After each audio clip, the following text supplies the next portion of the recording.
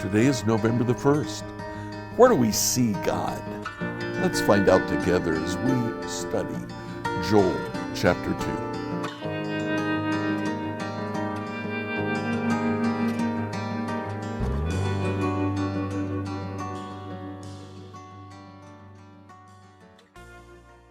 So in the book of Joel, we have been looking, we see that there's a invading swarm of locusts.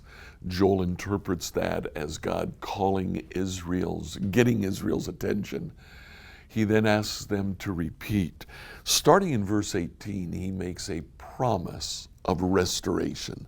Listen to some of these verses. Joel 2:18, then the Lord will pity his people and jealously guard the honor of his land. Now that's interesting. God's pity, his mercy and his grace and his compassionate love is the first thing that Joel talks about. But then he talks about the honor of his land. He won't let his land, he won't let his people become ashamed. On in verse 21, don't be afraid, my people, be glad now and rejoice, for the Lord has done great things. Joel reminds them of the history of God's mercy that they've experienced. The stories that they tell each other around the campfires are memories of God's great mercy. In verse 23, rejoice, you people of Jerusalem. Rejoice in the Lord your God, for the rain he sends demonstrates his faithfulness.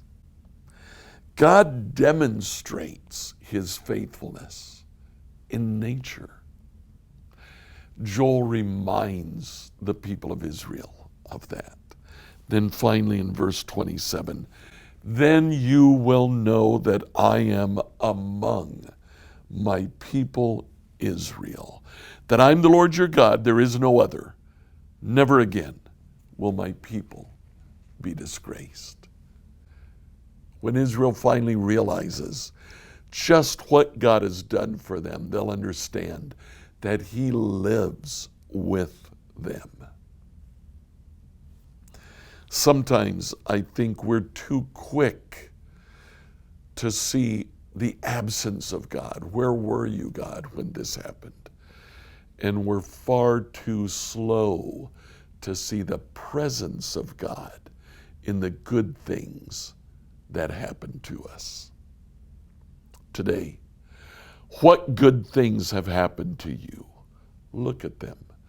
Spend time rejoicing in them and see God in the good that he's done for you.